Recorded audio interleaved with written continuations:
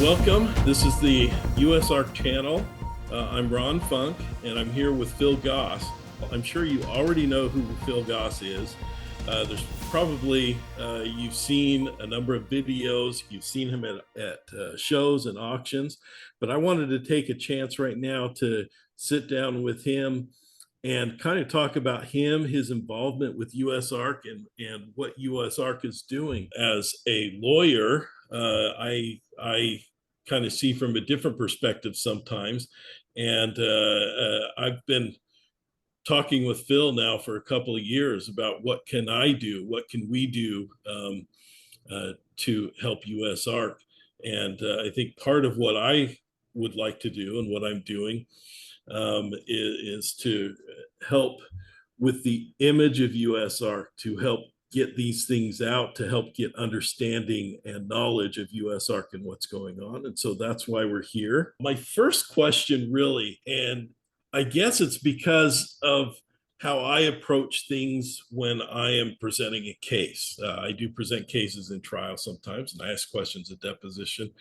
Whenever somebody is sharing things, sharing information, and asking us to do things, we kind of want to know where they're coming from. And so that's what I want to know a little bit personally about you, Phil. Who were you before you became president of USARK? I've been employed in the pet industry since 1997. So, and I started with USARK 2013. So I guess the short version of it is I call myself an animal person.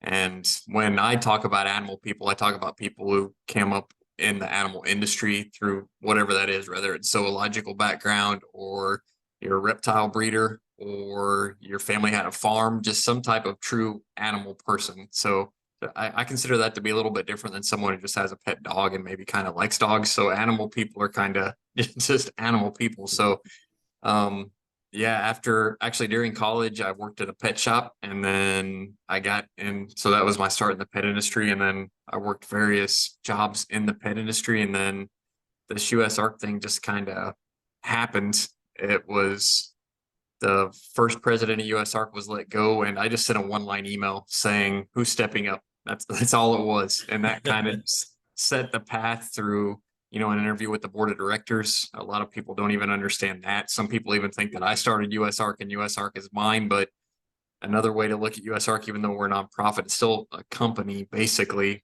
That makes more sense to most people. So I do have to answer to a board of directors, and they chose me to be president. So this wasn't some idea that I just had.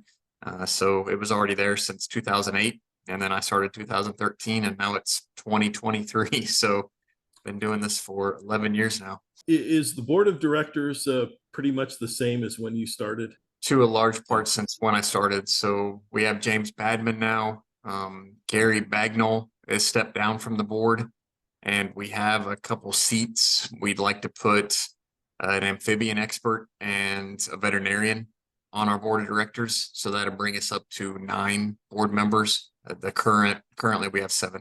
Full time right now, you're with USARK, right? Oh yeah. This was that pet store was 20 plus years ago. So what animals have you been most involved with personally? So personally, obviously a reptile person. So I don't know what it was about reptiles. I was just that I'll call myself a nerd, just for some reason animals and snakes always intrigued me, and it just kind of grew from there. And I remember the first time I saw a boa constrictor in a pet shop, even though obviously that's not a good first choice for a lot of people, it was still something about that boa constrictor. And I just always wanted boa constrictors. So I've been breeding boa constrictors since 2001, I believe. I mean, I've been keeping reptiles for almost 30 years now, well, over 30 years, and started going to reptile shows 25 plus years ago. And, it's just, they've become so much more popular than they used to be and so much more mainstream. But again, there are just so many reasons for that, especially today. Unfortunately, we have families where the parent or parents have multiple jobs just in order to pay the bills. And, a lot of families just don't have time for a dog anymore. Obviously, a lot of families still do. But, a pet snake can be almost an ideal choice if people can get past it. It's a pet snake. I know a lot of people are just afraid of snakes and freak out over snakes, period. But a ball python, for example, you can get it out and hang out with it while you're watching TV for a little bit. You can get it out and just enjoy the animal. And we're, Mhm. I don't, 10 plus generations in on breeding these animals, and they're certainly not like, a wild snake that's possibly going to try and bite you or run from you or musk all over you a lot of times.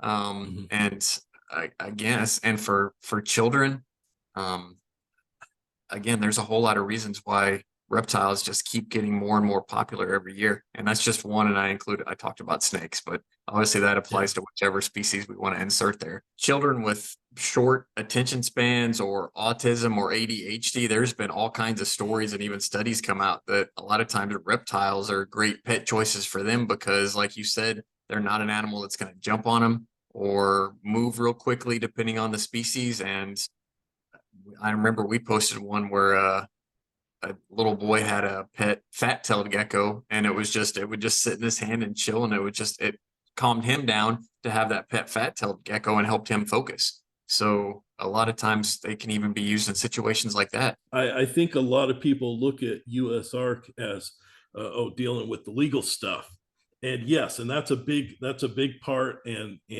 trying to get legislation passed and to oppose legislation, and that's expensive too, which is what drives a lot of the fundraising with USARK. But that's not the entire sole mission of USARK. Part of the mission is to educate about these animals and to promote the hobby and the industry as well.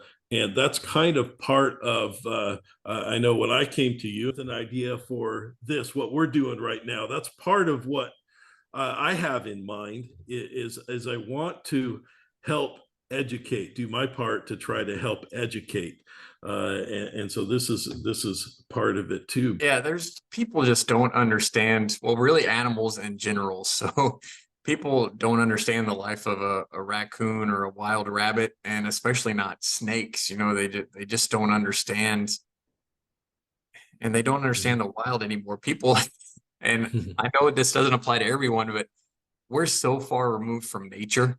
It's almost alarming. I mean, you hear ridiculous things like people think food is actually made in grocery stores, and people, maybe if they get to a park, a public park once a month, which most parks have no animals in them, because there's some little plot of land with 10 trees in the middle of some city blocks. But again, the urbanization of America, and people just they totally don't understand the physiology and biology of animals or nature in general. And it really is a shame. And if you can have a fish tank or a vivarium with some frogs in it, or a nice cage with a snake in it, or whatever you have, that's a little piece of nature in your home, and you're going to respect nature when you go outside. Whereas people who have nothing living in their home, and then there's nothing living when they go outside the home, they're like, why do we have to protect rivers, or why can't I just throw the trash out of the window of my car? Those are the people who are polluting and doing bad things and harming our world, whereas people who have an appreciation for animals are not doing that stuff. My whole life, even just driving down the freeway, I'd look out at the mountains or whatever and think, I wonder how many snakes are out there.